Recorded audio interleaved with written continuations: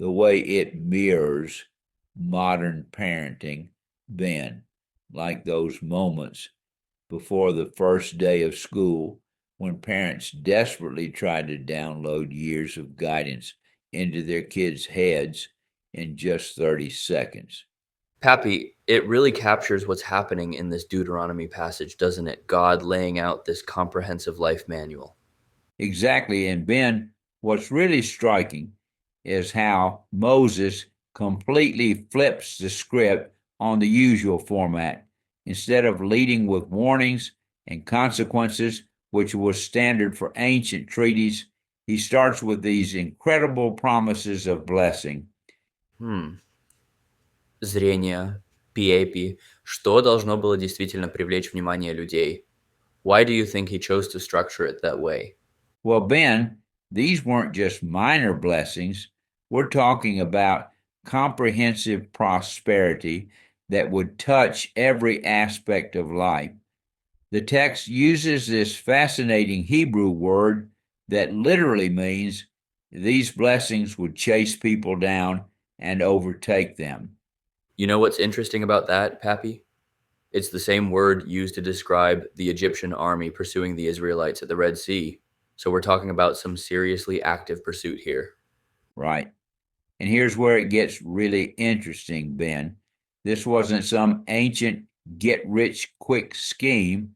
When archaeologists study this period, they find that prosperity was measured in very practical terms: having enough food, successful farming, healthy livestock. That makes so much sense in an agricultural society where one bad harvest could mean disaster. And get this, the text was actually making a pretty bold political statement, too.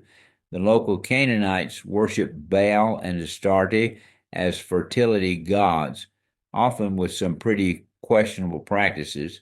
This was basically saying, no, the true God is the source of all these blessings. So it was challenging the entire religious and economic structure of the region. And then we get to the flip side, the curses.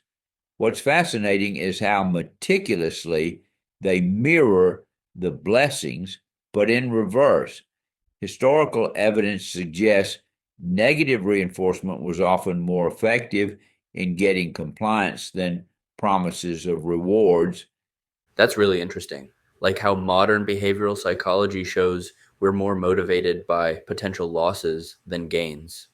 And these weren't just abstract threats. Archaeological findings from this period show how devastating crop failures or livestock diseases could be to entire communities. When the text talks about curses pursuing people, it was describing very real and terrifying possibilities. Well, that certainly puts things in perspective. These were literally matters of survival. You know what else is remarkable? The text keeps using this word today, creating this sense of urgency and immediacy. Ancient Near Eastern scholars tell us this was a common treaty format technique to emphasize the importance of immediate decision making. That's fascinating how they built psychological triggers right into the text structure. And here's what really brings it home: even the curses weren't just punitive.